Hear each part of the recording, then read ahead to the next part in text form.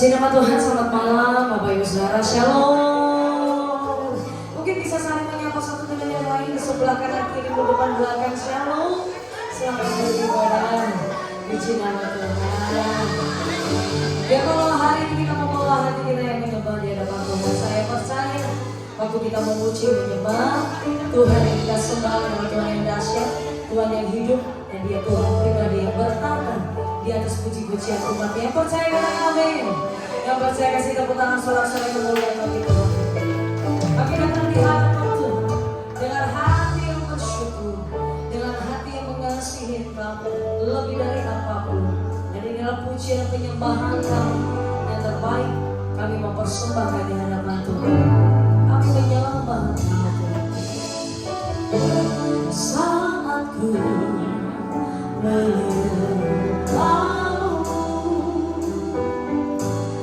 Rohmu bekerja saat ku memujimu. Kau berkata di atas pujian. Mari nyatakan sama-sama.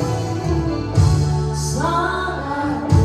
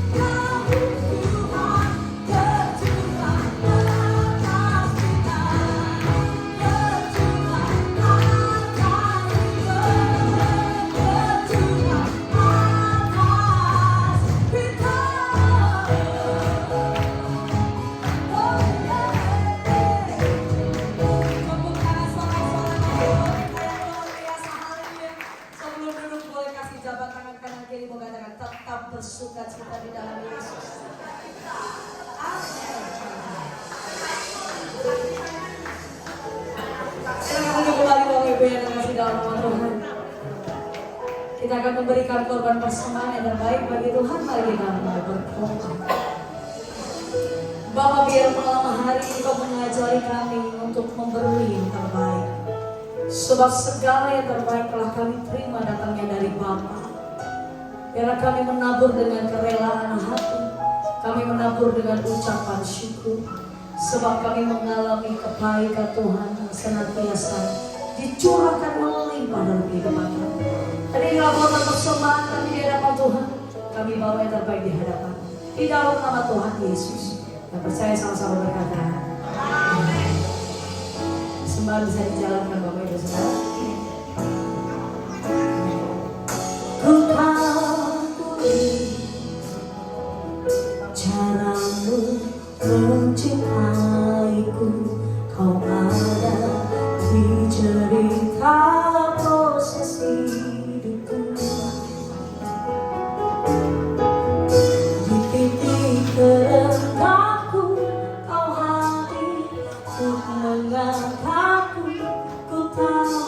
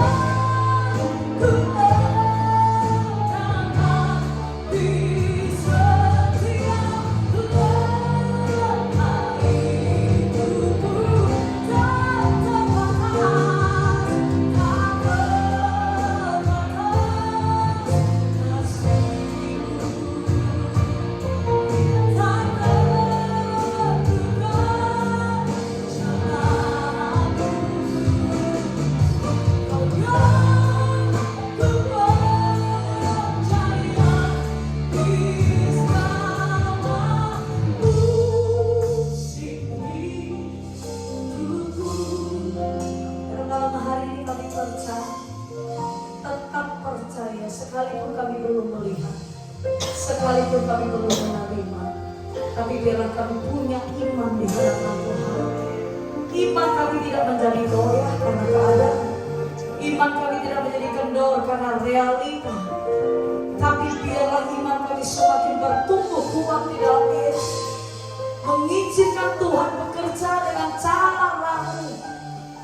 Kami mau berhenti meragukan Tuhan. Kami mau berhenti untuk khawatir. Kami mau berhenti untuk takut. Kami mau berhenti Tuhan. Dan kami mau memulai tetap percaya kepada Yesus yang tidak pernah mengecewakan, tidak pernah mempermalukan.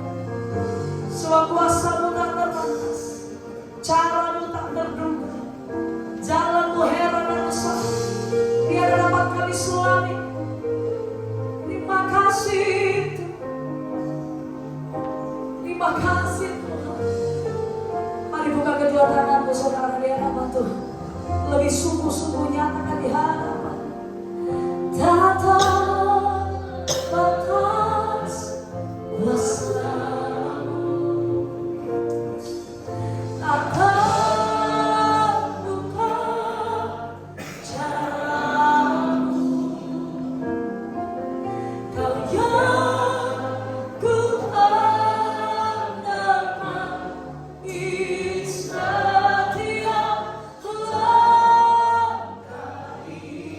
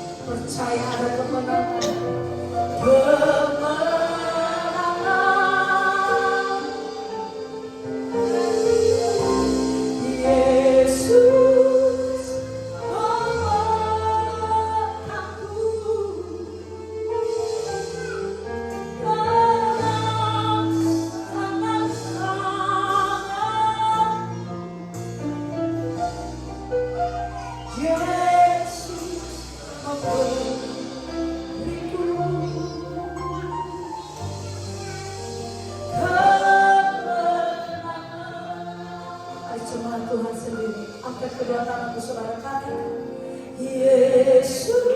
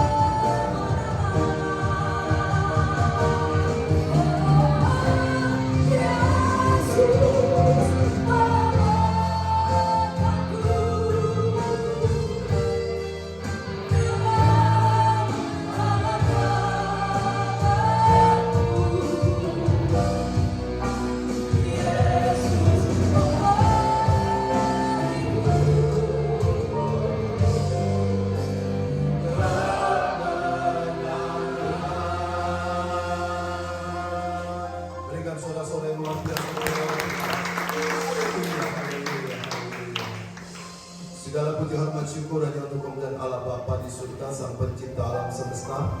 Segala puji hormat syukur hanya untuk kemuliaan Yesus Kristus, Tuhan dan satu-satunya juru selamat orang berdosa. Segala puji hormat syukur hanya untuk kemuliaan Roh Kudus, Roh yang menginsyafkan kami dari dosa, menghibur dan menuntun ke jalan yang benar. Allah Tritunggal Maha Kudus, kami bersyukur untuk malam yang indah ini. Kasih setiamu menyertai kami, membuat kami punya kekuatan untuk datang berbondong-bondong beribadah di tempat ini. Terima kasih Tuhan Yesus, kami telah bernyanyi untuk Tuhan. Dan sejenak kami rindu sekali mendengarkan Engkau berbicara melalui kebenaran firman Tuhan. Sebelum hamba-Mu yang hina-hina ini berbicara atas nama-Mu, lebih dahulu Tuhan Yesus rapi satu persatu umat-Mu yang hadir.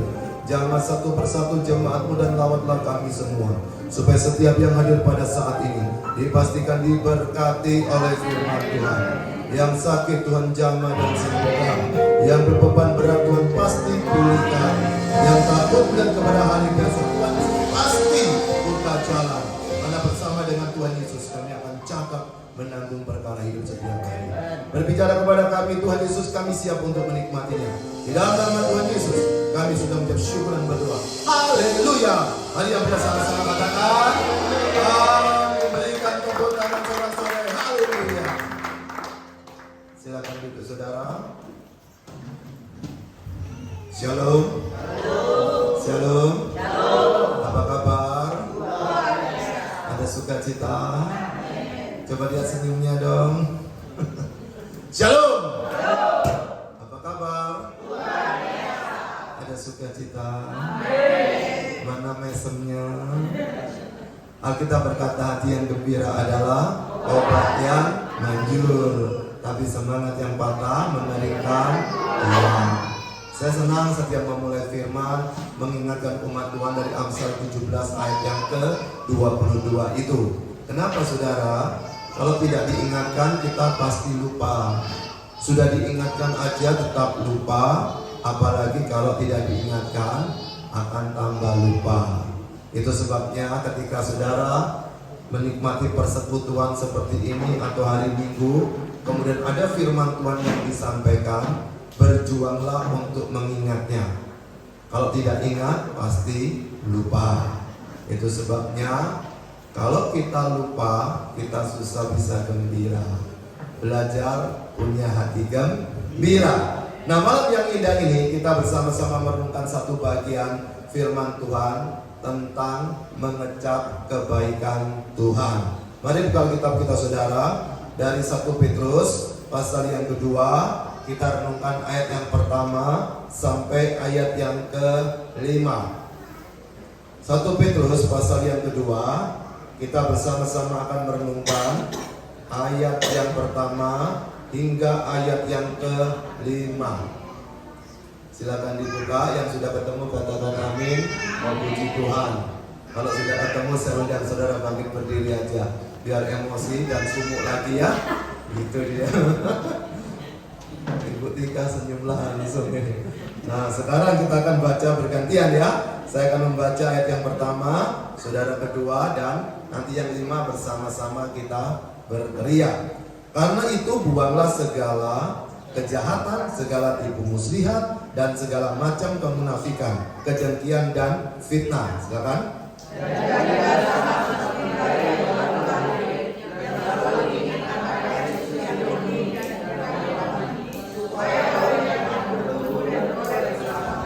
Jika kamu benar-benar telah mengecap kebaikan Tuhan,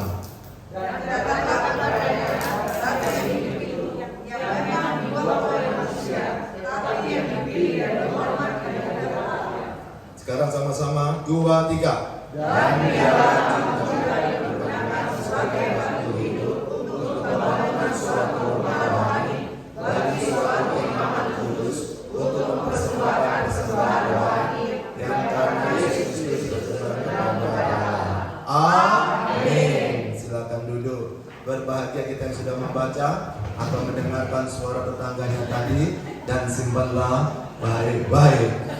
Hari ini saya senang berjumpa dengan Bapak Ibu sekalian, dan kerinduan saya kita bersama-sama pulang membawa kebaikan Tuhan dengan cara mengecap kebaikan Tuhan. Kita seringkali mendengar orang bernyanyi Tuhan Yesus baik, tapi kenapa hidupnya kok mencucu aja? Kenapa kok bersungut-sungut? Kalau gitu lagunya lebih cocok Tuhan Yesus baik katanya. Tapi dia tidak menikmati kebaikan itu, tapi suka nyanyi. Kenapa? Karena diajak oleh Bu Tika nyanyi. Makanya semua berkata kebaikan Tuhan, jempolnya bahkan diangkat-angkat tinggi-tinggi. Tapi kenapa kok nggak berdamai dengan suami? Katanya nikmati kebaikan Tuhan. Kenapa tidak berdamai dengan istri? Katanya menikmati kebaikan Tuhan. Berarti apa?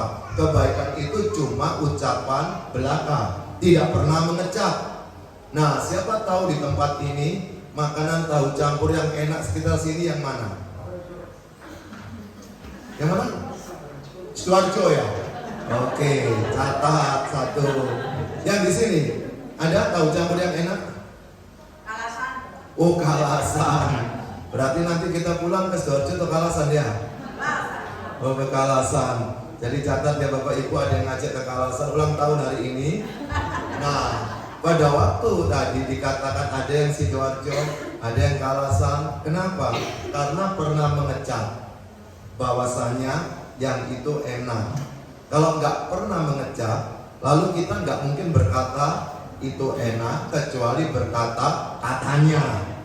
Katanya enak. Tapi kalau pernah ngecap sendiri, berarti kita sesungguhnya bisa membayangkan, bisa merasakan apa yang sudah kita kecap. Itu sebabnya kalau orang belum pernah menikah, kepingin nikah. Kalau sudah nikah, bisa kapok loh.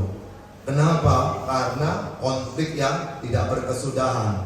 Tapi herannya setelah cerai, kok kepingin nikah lagi? Itu repot kan?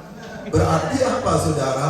Berarti ingat-ingat enaknya toh, tapi nggak ingat ketika mungkin ditempeleng, mungkin dipukul, mungkin diusir, mungkin dimarahi. Kenapa? Yang dia katakan, yang dia nikmati itu yang enak-enak.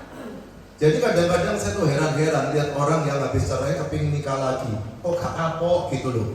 Berarti apa? Dia cuma mengingat apa yang enak. Yang tidak enak, dia tidak pernah ingat. Berarti yang dia rasa cuma yang dia enak, yang tidak enak dia tinggalkan. Itu sebabnya berani nikah lagi. Setelah itu cerai lagi. Tapi ya kok nekat nikah lagi. Itu sama seperti orang yang melahirkan. Katanya kapok, tapi kapok Lombok ya. Satu lahir, aduh sengsara setengah mati. Tahun depan hamil lagi. Lalu melahirkan lagi. Kapok, tahun depan bisa bobolan lagi. Maka dari itu, pada waktu dia melahirkan, dia merasakan betapa tidak enaknya. Tapi setelah selesai melahirkan, yang dia ingat enak-enaknya. Itu sebabnya kalau orang mengecap kebaikan Tuhan, mestinya hidupnya bisa tampilnya tidak sama dengan orang yang tidak pernah mengecap kebaikan Tuhan. Jadi berapa banyak orang suka datang ke gereja, tapi di kampung jahatnya tetap stabil loh. Pada waktu dia suka beribadah, di rumah tangganya tidak bisa menjadi agen orang yang membawa harmonis di rumah itu. Pada waktu dia suka beribadah ke gereja, tetapi hidupnya tidak bisa menikmati kebaikan Tuhan.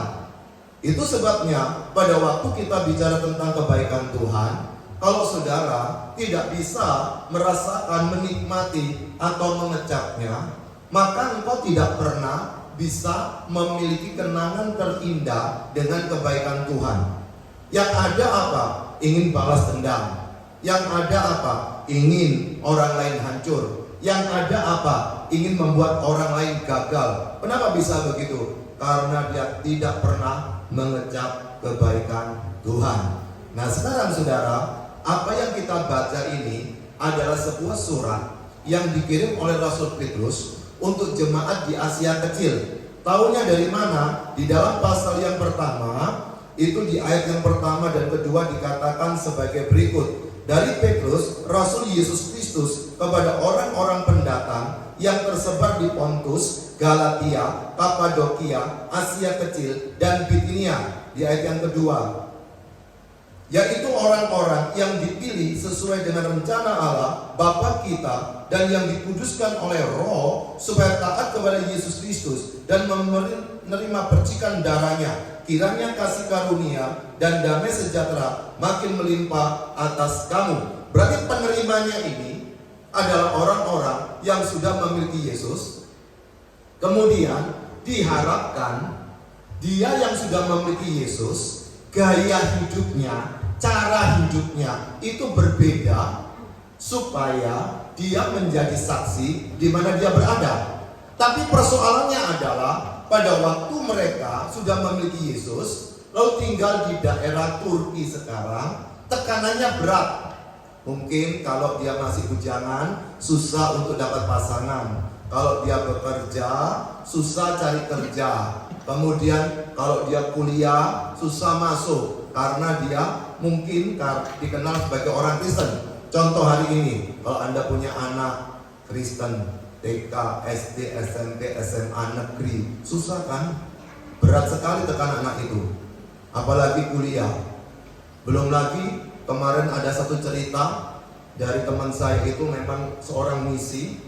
Lalu dia bilang ada satu daerah itu di Jawa Tengah, ada seorang anak Tuhan yang cinta Tuhan. Dia olahraganya paling bagus. Kemudian ikut seleksi untuk menjadi olahragawan yang mewakili Indonesia di luar negeri. Saya lupa kejuaraan apa itu.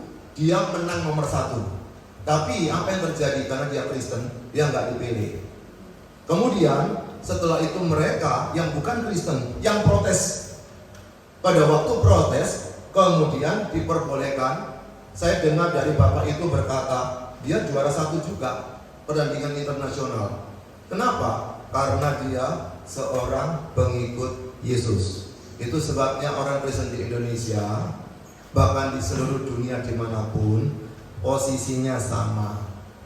Kalau pendeta tinggal di Eropa dan di Amerika hari ini susah, karena tiba-tiba si Deki ngajak nikah sama si Denny. Berat kan?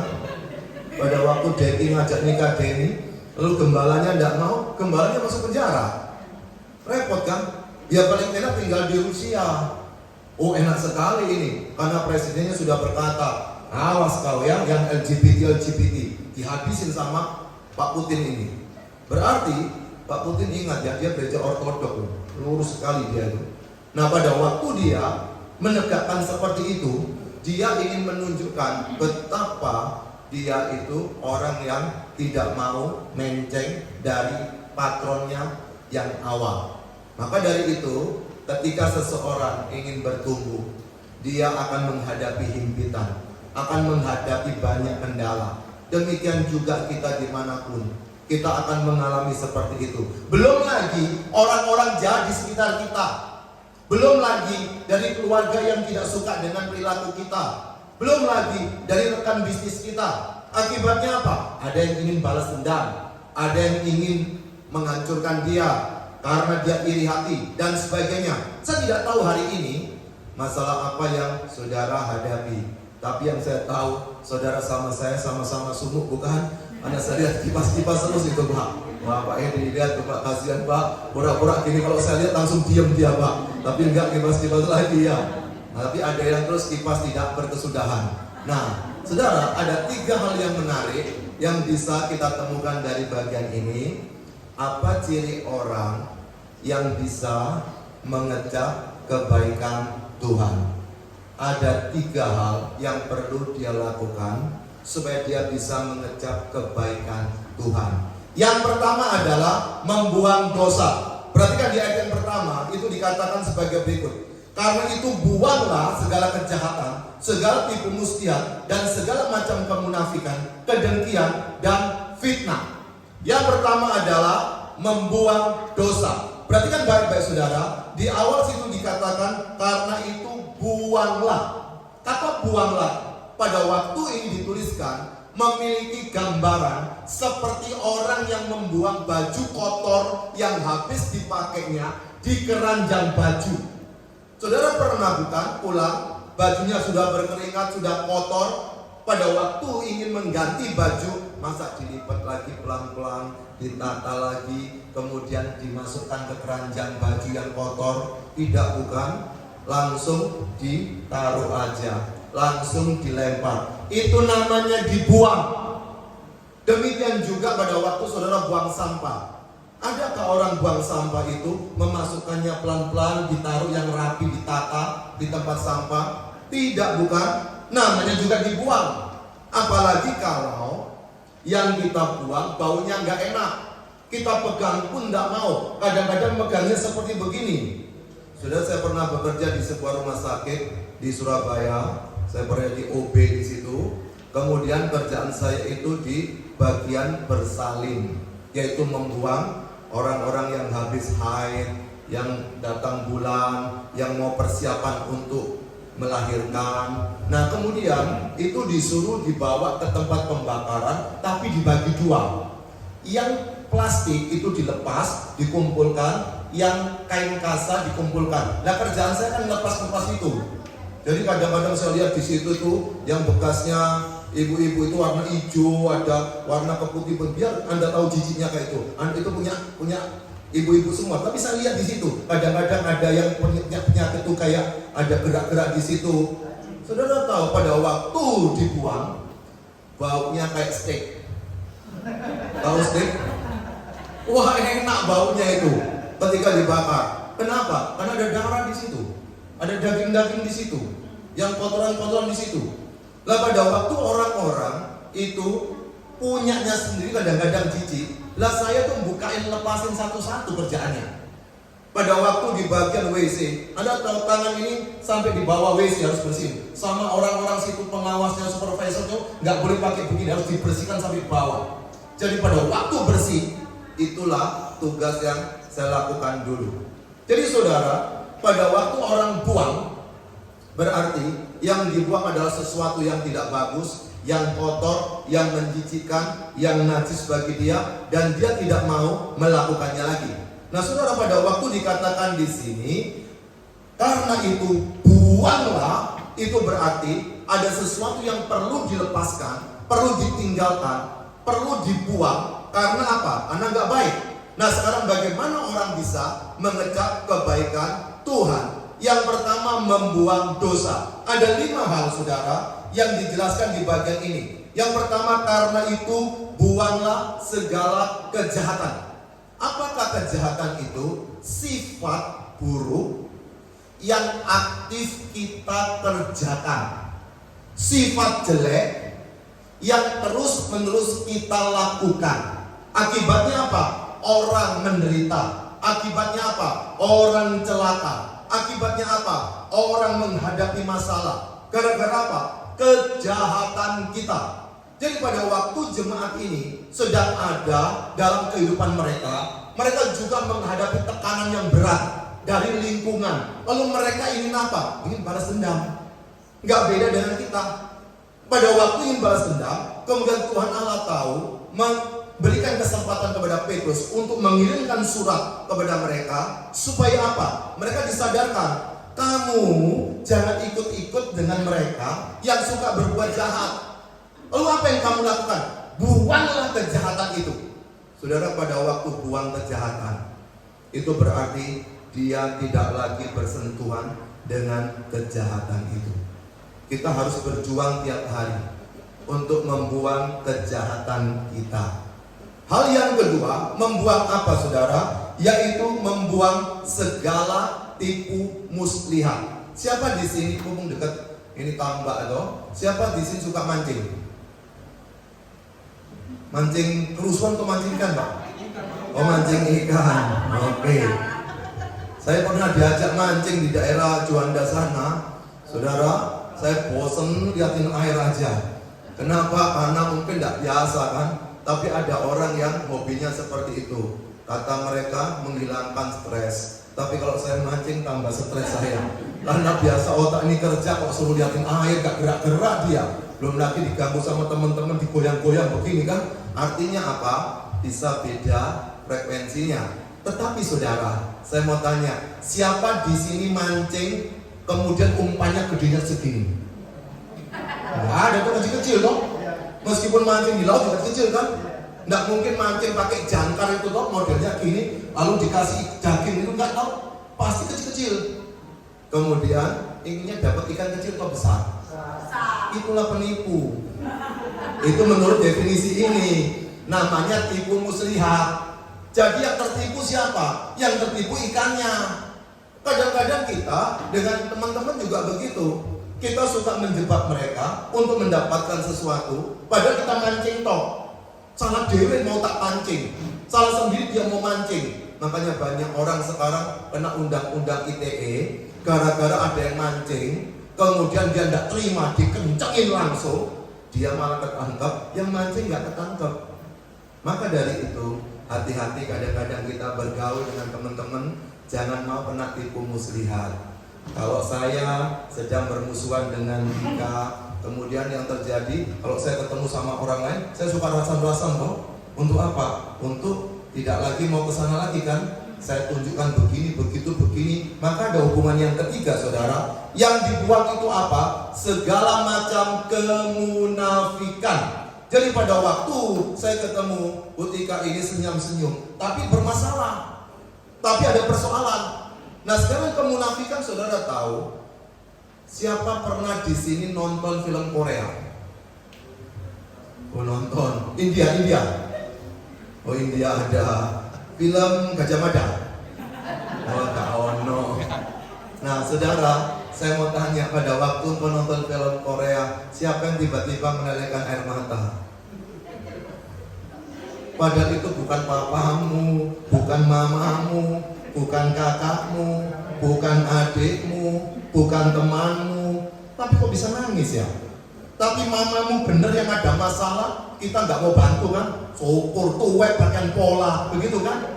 Tapi yang disitu kasihan kita. Kenapa bisa seperti itu? Karena orang itu hipokrit. Nah pada waktu dikatakan ini, sebuahlah segala macam kemunafikan, itu seperti seorang pemain drama teater pada waktu itu. Bagaimana orang itu yang aslinya jahat kemudian dipoles jadi baik, tapi ada orang yang baik dipoles jadi jahat, kita nggak tahu. Yang tahu siapa? Istrinya atau suaminya atau anaknya. Bukan gitu modelnya. Dia itu seperti ini jahatnya. Maka berapa banyak orang ketika tampil saat drama dalam teater, banyak orang-orang munafik. Cirinya pakai apa? Pakai topeng, Makanya ketika engkau pertama kali jatuh cinta kan, parfumnya bisa 1 liter loh. Kemudian pakai parfum wangi, baju sudah dicuci bersih-bersih, ditambahin parfum, wah semuanya tampil beda. Tapi kalau sudah nikah, nggak pakai lagi pakai parfum kan? Kalau perlu nggak mandi juga nggak apa-apa. Kenapa? Karena kan udah kepancing, kau berhasil. Ya ini ketawa, ini pengalaman rupa-rupanya. Memang pasangan juga atau hadus itu. Nah, pada waktu sudah kepancing begini, sudah berubah dia.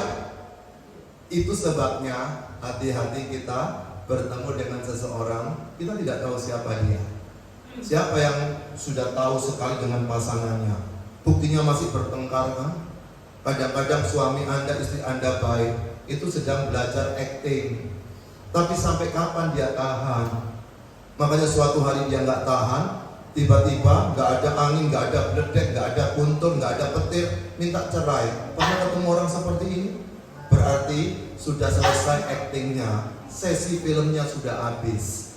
Itu sebabnya saudara, hidup kita kadang-kadang seperti orang bermain sandiwara. Maka hal yang keempat, apa yang perlu dibuang? Yaitu kedengkian. Bahasa lainnya adalah iri hati. Saudara ingat pada waktu Yesus itu dihajar habis-habisan, kemudian Pontius Pilatus yang dapat bisikan dari nyonyanya, jangan otak-atik orang itu. Orang itu nggak bersalah, orang itu benar. Bayangkan ketika Pontius Pilatus memberikan tawaran yang mau dibebaskan Yesus Barabas, sang penjahat hebat, ataukah Yesus yang disebut Kristus. Mereka lebih suka membebaskan Yesus Barabas, sang penjahat. Padahal Yesus Kristus itu yang mencerikan mata yang buta, yang membuat orang tuli bisa mendengar, yang bisu bisa bicara, yang lumpuh bisa berjalan. Artinya apa? Yesus sudah memberikan banyak sekali yang terbaik untuk masyarakatnya, tapi mereka berteriak, salibkan dia, salibkan dia. Kemudian Pontius Pilatus berkata begini, mereka itu kenapa nggak suka sama Yesus? Karena dengki, karena iri hati. Siapa provokatornya? Para imam. Mungkin sudah kalah pengaruh. Mereka memprovokasi untuk menghancurkan Yesus itu. Tapi ingat, Yesus masuk disalibkan itu, dipenjara disalibkan itu bukan karena jasanya Yudas ya. Itu sudah dinubuatkan sejak perjanjian lama. Tetapi kita lihat bagaimana dramanya, itu ada orang-orang yang dengki kepada Yesus. Dan yang terakhir saudara adalah fitnah. Fitnah adalah memberikan ucapan atau perkataan kepada seseorang atau kepada orang lain yang tidak sesuai dengan faktanya, tapi asumsi dia. Ini menjelang pemilihan akan banyak hoax akan muncul. Kita nggak tahu mana benar mana salah. Kalau zaman dulu pada waktu saya masih wartawan, untuk mengetahui yang benar itu biasanya harus dari video. Kalau dari video itu pasti benar. Tapi sekarang video bisa diedit loh, bisa direkayasa loh, bisa dimodifikasi dia. Lalu siapa yang bisa kita percaya? Tidak ada lagi, bukan? Itu sebabnya ketika engkau terima video, jangan lagi gampang meneruskan. Tapi kalau Anda ingin meneruskan, periksa dulu apakah ini ada muatan fitnah atau tidak. Kalau memang ada, lalu Anda teruskan, merasa pura-pura nggak tahu, Anda menjadi agen pemfitnah juga. Karena engkau tidak mau berhenti di situ. Saya banyak menerima video itu, tolong forward, enggak. Kalau saya lihat nggak benar, saya nggak mau forward lagi.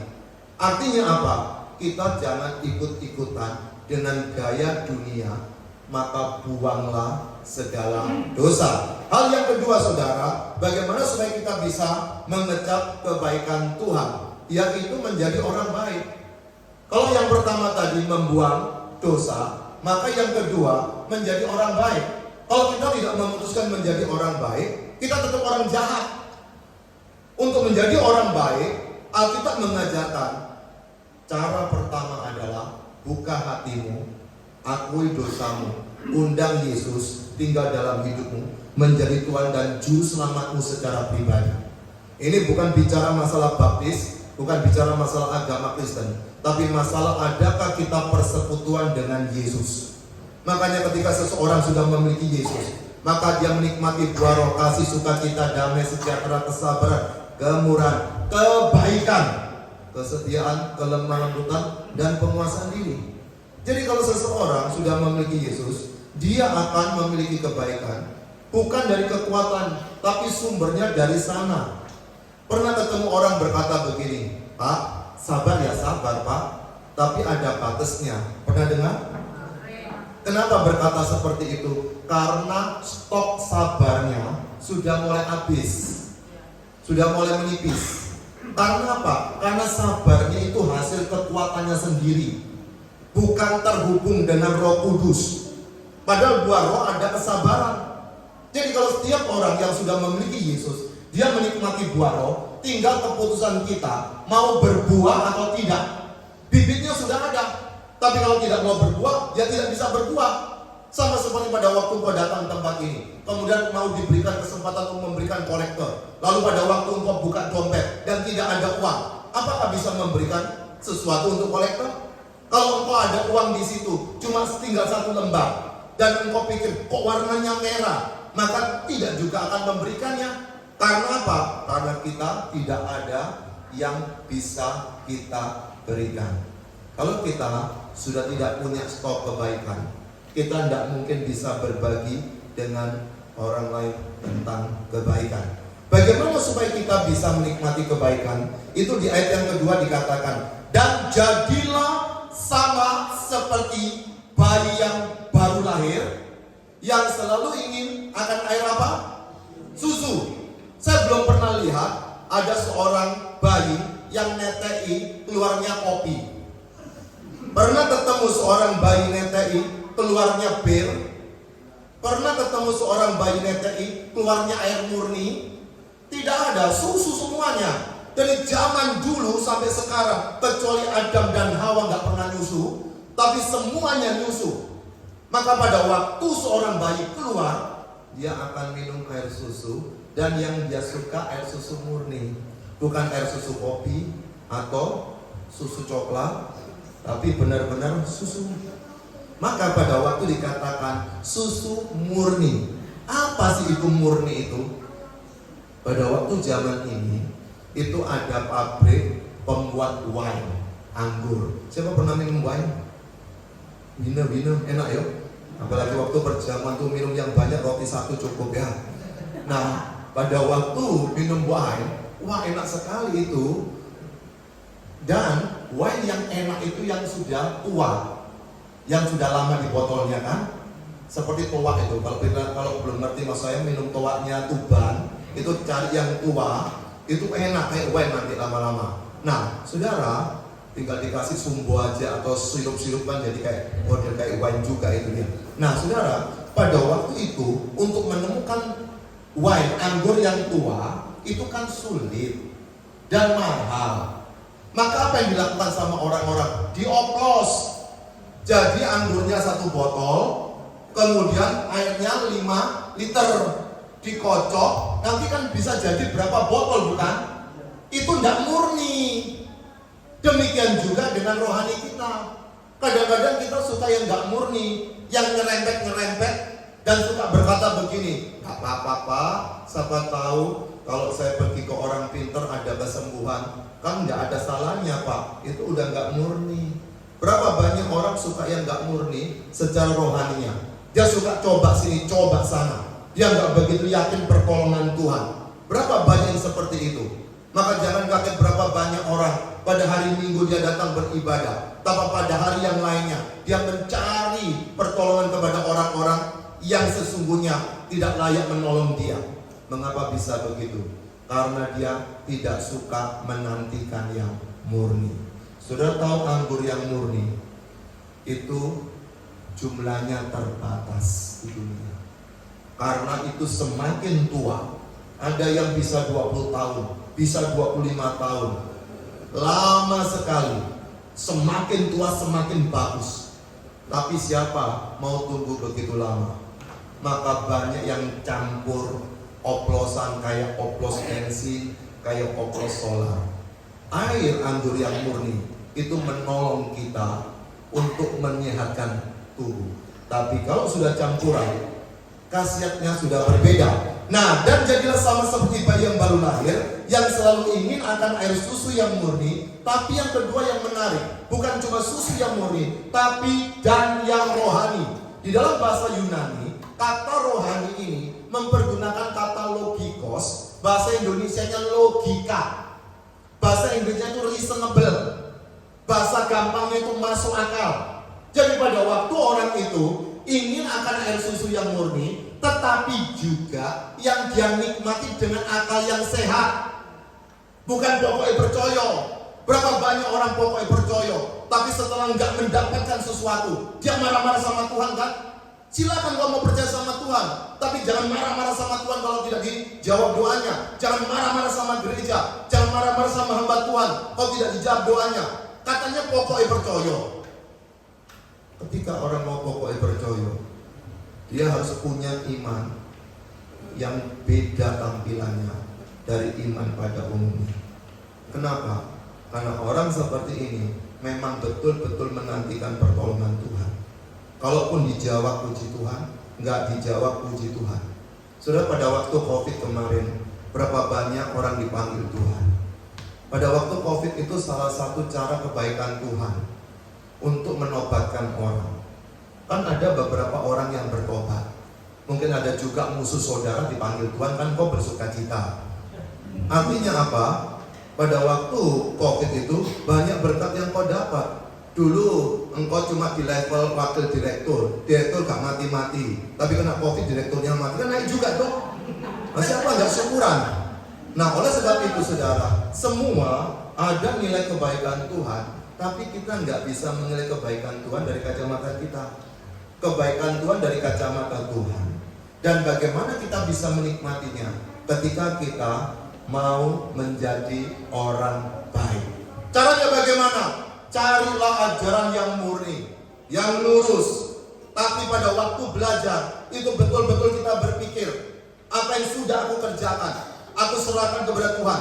Kadang-kadang muncul, ada orang sudah memberikan uangnya untuk pekerjaan Tuhan, tahu-tahu dia keluar, lalu di luar cerita, itu sound system punya siapa dulu, itu mic itu punya siapa dulu.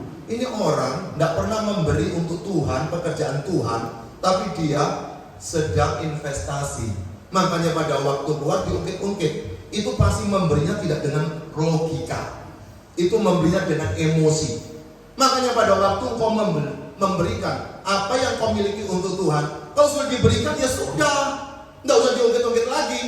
Kalau kau mau pergi dari gereja itu, ya sudah, tidak usah dipikir lagi. Kenapa? Karena ketika kau sudah memberikan, itu bukan milikmu lagi. Demikian juga ketika engkau dititipi anak, suatu hari diambil Tuhan lagi. Kenapa marah-marah? Saudara dulu kan tidak punya anak. Lu punya anak, disuruh nikmati sejenak, lalu diambil. Kenapa mesti marah-marah? Pakai ini kata Cak Lontong. Mikir. Itu yang sedang ingin disampaikan di sini. Sebelum Cak Lontong ngomong gitu, di Alkitab sering kali suruh mikir. Karena ikut Tuhan harus mikir. Dan sekarang saya kasih contoh ya. Kan banyak orang suka berkata begini, wes sama Tuhan pokoknya percaya wae. Coba orang ini pasti tidak mikir. Bagaimana dia kok tahu Tuhan bisa dipercaya? Kan harus tahu Tuhan yang mana kan? Kan harus mikir dulu Tuhan yang mana. Coba Anda mengajar anak kecil, anak doa sama Tuhan. Ya wes doa sama Tuhan. Tapi kemudian dia berkata Tuhan yang mana? Anda kan ngajar mikir kok. Ya Tuhan Yesus nak. Anak itu tanya, kenapa kok mesti Tuhan Yesus? Karena itu Tuhan kami, itu juru selamat kami. Apakah gak ada Tuhan yang lain? Gak ada nak. Ini Tuhan yang di dalam Alkitab, yang berani berkata akulah jalan dan kebenaran dan hidup. Tidak ada satupun orang dapat datang kepada Bapa kecuali melalui aku. Pada waktu kita mengajar itu kan mikir. Makanya berapa banyak orang tidak tahan dalam penderitaan meninggalkan Yesus. Berapa banyak pada waktu orang mau dinikahin sama orang kaya raya mau pindah agama. Kenapa? Berapa banyak orang pada waktu dia menghadapi sakit penyakit yang berat, dia tidak bertahan ikut Tuhan, lalu cari ke orang-orang pintar. Kenapa bisa begitu? Karena nggak mikir. Tetapi pada waktu dia mikir, hasilnya apa? Supaya olehnya kamu bertumbuh. Jadi orang yang suka sesuatu yang murni, kemudian dia betul-betul memikirkan apa manfaat yang dia dapatkan, kemudian dia akan mengalami pertumbuhan. Saudara, siapa pernah di sini sakit kemudian minum obat gak cocok, ngamuk-ngamuk? Semua ya? Karena dia pasti gak mikir sejak awalnya. Minum obat kan ada kemungkinannya dua, waras atau tetap sakit. Pasti ada dua kan? Makanya biasanya kalau obat pertama dikasih enteng, nanti diukur sama yang memberi obat, nanti dinaikkan kan? Itu sebabnya ketika ngasih resep obat pun masih mikir. Ketika engkau membeli juga mikir. Mikirnya ketika kapan? Ketika terima dari apotek, Anda apa betul-betul setelah terima langsung diperiksa ke laboratorium, Sus tolong periksa ini obat ini ada racunnya enggak? Enggak kan? Nah, karena engkau mikir, maka engkau langsung percaya. Makanya ketika engkau mau percaya sesuatu, dipikir. Kalau memang engkau percaya rekanan usaha sama temanmu, kemudian engkau ditemplang sama dia, dijak uangnya, diambil uangnya, gak usah ngamuk. Karena pada awalnya sudah mikir, orang berani usaha, berani ditipu. Maka kalau orang mengerti seperti ini, dia akan mengalami pertumbuhan. Tapi yang kedua ini ada persoalan terjemahan dan beroleh keselamatan. Berarti kan belum beroleh keselamatan dong. Tapi terjemahan yang benar adalah orang yang bertumbuh dan orang tersebut mau menghargai keselamatannya. Ada kata-kata dalam bahasa Yunani itu menjelaskan orang tersebut menghormati keselamatannya.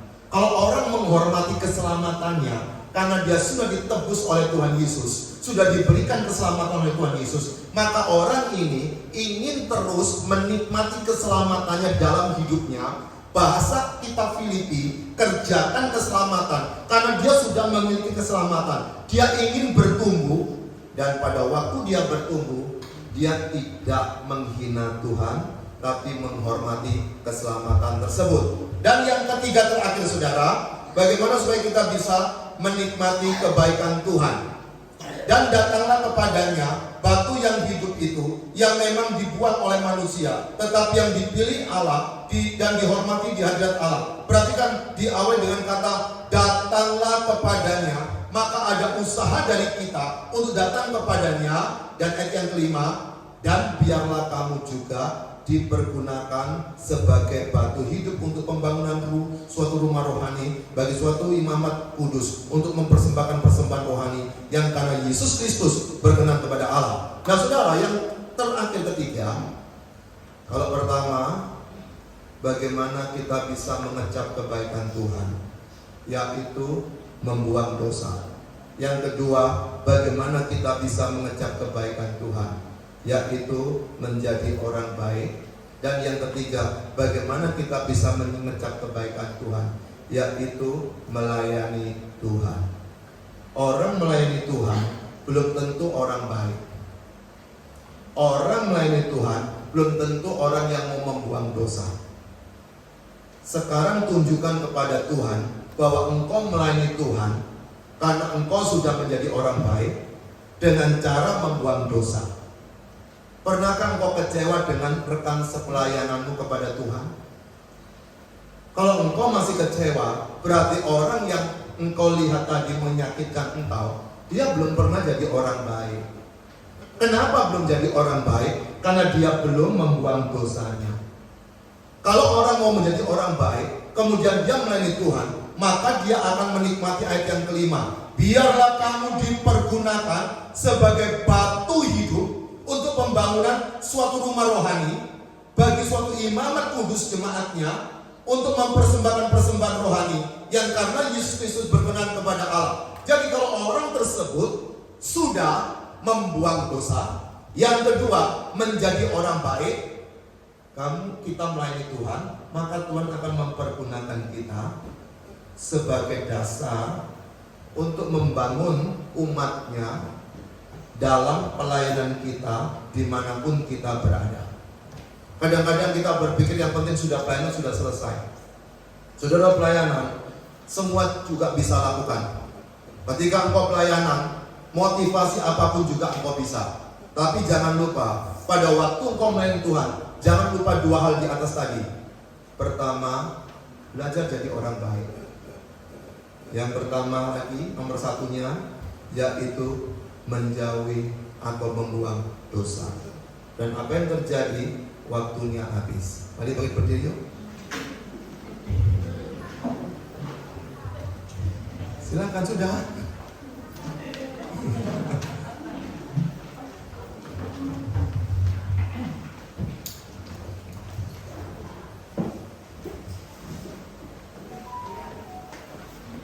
Silakan berdiri yuk, kita tunggu.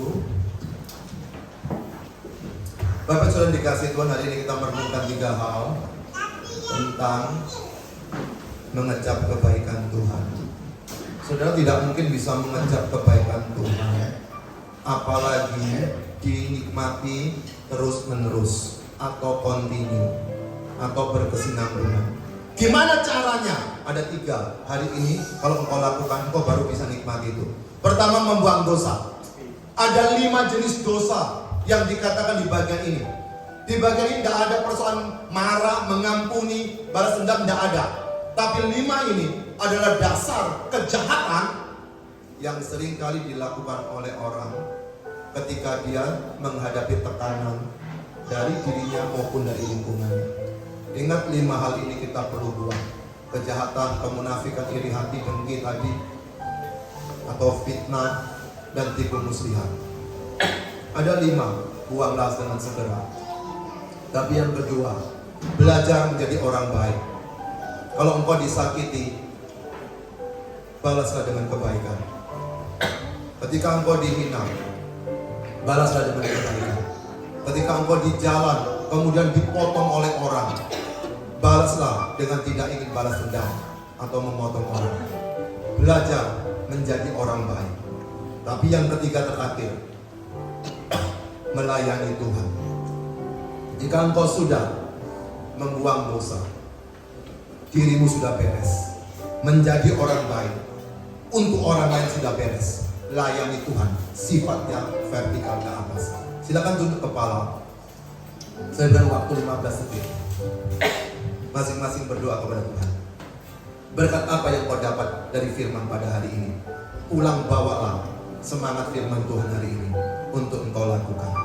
Semua berdoa, katakan isi hatimu kepada Tuhan. Tidak ada mustahil bagi Tuhan.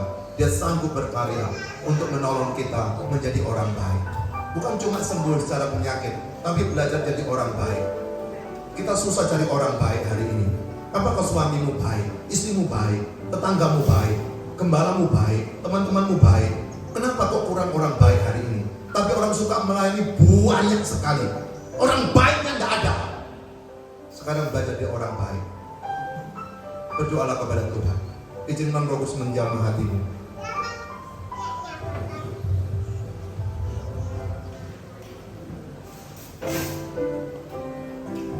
Sampai akhir ku menutup mata, ku tetap setia menanti janjimu. Sampai hujan bahkan mahkota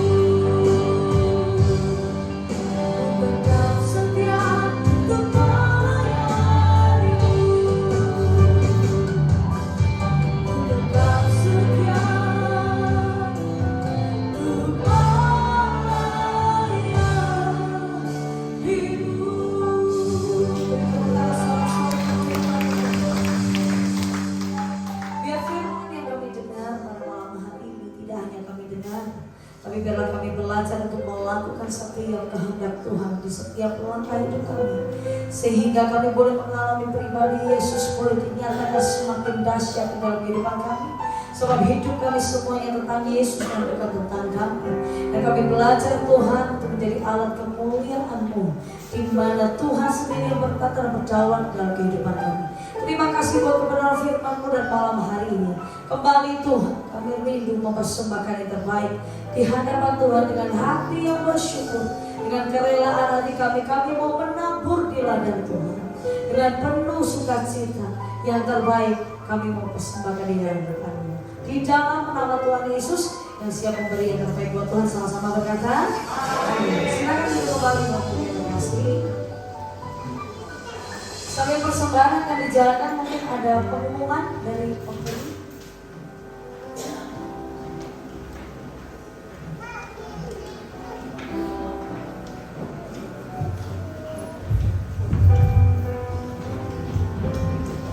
Ya, Tuhan itu baik. Amin. Tuhan itu baik. Amin. Dan kita bagaimana kita cara mengucap kebaikan Tuhan? Dan tadi ada 3 hal. Ya, yang pertama apa tadi? Membuang dosa. Dosa ada 5 tadi ya. Apa tadi? Iri hati, dengki, ya. Lalu mutimu muslihat, ya. Juga yang lain ya. Yang kedua kita harus jadi apa? Orang baik ya.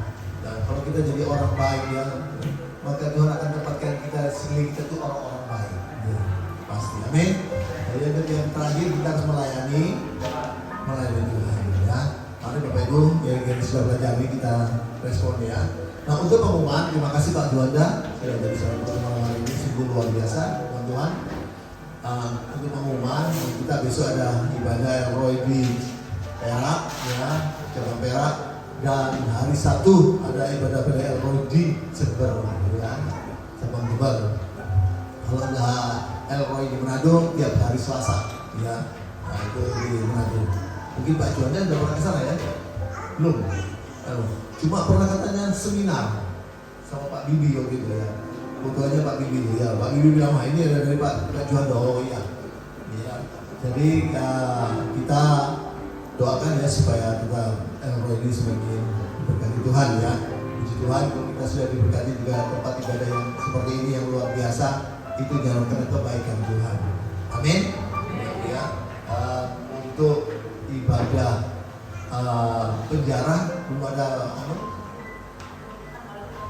akhir bulan ya, bulan ya ada bulan karena si yang koordinator dari doa penjara ini Sinta sama Ibu ke Rina ya Rita ke Israel ya tanggal 8 ya. Oke, Bapak Ibu untuk pengumuman ya, untuk jangan lupa untuk juga ibadah kita ya, program jadwal kita ya dari Senin sampai Sabtu ada doa pagi ya, kita lewat Instagram ya. Hari Rabu kita ada ibadah sub ya, itu kita belajar firman Tuhan ya. Kemarin ada yang ikut ya, siapa yang ikut kemarin? Pak Bambang. Dari mana Pak ikut kemarin Pak? Dari Belanda ya, dari Belanda ikut ya, Pak Willy Rory ya. Mereka dan dari Amerika juga kemarin ikut, dari Amerika Pak Enos ya. Enos kemarin ikut ya, gabung sama kita ya dari Amerika. Nah, yuk, kalau dari Amerika aja gabung, masa yang dari sini ya, Pak? Ya, yang dari sini hari semua kalau saya gabung ya. Dan untuk setiap hari Kamis ini ibadah kita ini kita rekam ya melalui YouTube, ditayangkan hari Minggu jam 5 sore. Nah, oke, untuk pengumuman kita bangkit berdiri, kita akan duduk. Ku mau selalu bersyukur, selalu bersyukur.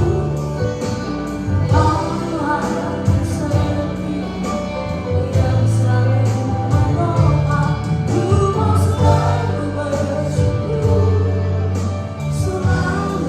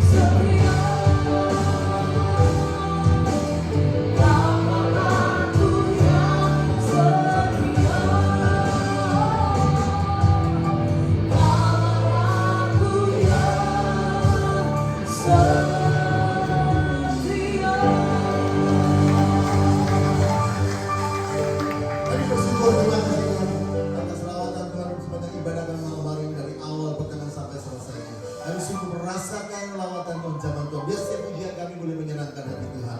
Firman-Mu Tuhan beri kekuatan bagi kami, bagikan iman kami. Roh Kudus meteraikan bagi kami, mampukan kami untuk melakukannya. Terima kasih Tuhan, terima kasih Roh Kudus yang menolong kami dari kelemahan-kelemahan kami, dari kekurangan-kekurangan kami dengan doa-doa dan keluhan-keluhan yang kita ucapkan. Terima kasih Tuhan, terima kasih memberkati hamba-Mu Pak Juanda yang sudah bisa memberkati malam hari ini. Tambahkan hikmat, marifat, kuasa, urapan menyertai dalam setiap pelayanannya. Pakai lebih luar biasa, dia sudah menjadi berkat bagi banyak bangsa, suku bangsa, banyak negara, umat Tuhan, jemaat Tuhan, gereja Tuhan dimanapun berada. Terima kasih bersama Ibu berdua yang melayani anak-anak semua diberkati, kekuatan, kesehatan, dan semua Tuhan cukupkan kebutuhan mereka. Terima kasih Tuhan, terima kasih. Kami juga berdoa untuk setiap umat Tuhan, jemaat Tuhan, hamba Tuhan yang berada, khususnya umat Tuhan, jemaat Elroy yang berada. Tuhan yang sakit Tuhan, yang zaman dan sembuhkan mereka oleh biru Tuhan, mereka disembuhkan oleh Tuhan. Mereka yang juga sudah lanjut usia Tuhan, yang punya kerinduan datang ibadah, tapi mereka dalam keterbatasan karena umur mereka usur. Tuhan berikan mereka penghiburan, kekuatan, dan sukacita dan bersatu Tuhan menyertai mereka. Terima kasih Tuhan, terima kasih. Dan kita berdoa untuk bagi umat jemaat juga dalam pergumulan keuangan ekonomi, yang dalam pergumulan juga keluarga, dalam pergumulan pekerjaan, dalam bisnis maupun dalam pelayanan Tuhan yang campur tangan. Jemaat yang sedang mencari pekerjaan, berikan yang terbaik bagi mereka. Kebutuhan jemaat Tuhan, umat Tuhan, hamba Tuhan dimanapun berada, Tuhan cukupkan. Berkat dari utara, selatan, timur, barat, Tuhan curahkan bagi mereka Tuhan. Terima kasih Tuhan, terima kasih. Kami juga mau berdoa Tuhan bagi jemaat-Mu juga Tuhan dalam yang berbisnis, yang bekerja, buat mereka berhasil. Jauhkan daripada kebangkrutan, kegagalan, kemacetan, kecurangan. Buat mereka semua lancar, berhasil, sukses. Mereka menjadi kepala, bukan ekor dan bukan turun. Anak-anak jemaat yang sekolah dan kuliah dibuat Tuhan berhasil. Akal budi, kepintaran, kemampuan, kepandaian, hikmat, keterampilan, dan juga semangat belajar, tambahkan bagi mereka. Dijauhkan mereka dari pergaulan buruk, tutup bungkus dengan kuasa darah Yesus. Sehingga masa depan yang cerah Tuhan sediakan bagi mereka. Mereka boleh raih di dalam nama Yesus Tuhan. Terima kasih Tuhan, penyertaan, perlindungan, pemeliharaan Tuhan yang luar biasa menyertakan setiap umat Tuhan, jemaat Tuhan. Program-program dari Elroy pusat sampai cabang-cabangnya, Tuhan yang memberkati. Terima kasih semua yang sudah melakukan pelayanan dari Elroy. Memberikan lipat ganda, dan berkati musik juga dan WL memberkati kita semua. Dan khususnya juga kami berdoa untuk Ibu Martini bersama keluarga dan juga Richard yang sudah menopang kami boleh ada di tempat rumah ibadah yang luar biasa itu. Semua kembalikan akan anugerah Tuhan, kembalikan bagi Ibu Martini dan keluarga kita dan keluarga berlimpah-limpah. Terima kasih dan kami berdoa biar rumah ibadah ini ke depannya bukan kami sewa, itu menjadi milik kami Tuhan. Terima kasih Tuhan, terima kasih. Ayub 33 ayat 14 Tuhan banyak cara untuk memberkati kami. Terima kasih Tuhan, terima kasih semua sekali yang sudah melakukan pelayanan Elroy kembali kali berlipat ganda. Dan sebelum jemaat kembali ke rumah masing-masing, Tuhan sudah memberikan berkat makan dan minuman. Sebelum kami menikmati, sucikan, kuduskan firman-Mu, beri kami kuasa untuk menikmatinya. Kekuatan yang baru di sana keselamatan bagi mereka. Kami semua yang sudah membawa berkat ini kembali kali berlipat ganda. Setelah itu jemaat akan kembali ke rumah masing-masing serta lindungi, pimpin, tibakan rumah masing-masing tidak kurang satu apapun dengan selamat dan baik. Terima kasih dan kami akan mengangkat tangan kami untuk menerima berkat Tuhan. Jemaat dan tamu dan terimalah berkat damai sejahtera dari Allah Bapa. Jaminan keselamatan pasti selamat dari Kristus Tuhan yang dijamin untuk kematian, kebangkitan, kenaikan dan kedatangan Yesus kedua kali untuk menjemput kita dalam kerajaan surga. Pertolongan, penyertaan, pemeliharaan, perlindungan Tuhan Yesus yang luar biasa berlimpah-limpah, sukacita dan sejahtera, penghiburan, persekutuan, kuasa, urapan, urusan yang dasar luar biasa berlimpah-limpah menyertai kita dari saat ini sampai Maranatha Yesus sedang kembali dan sampai selama-lamanya. Di dalam nama Yesus semua sudah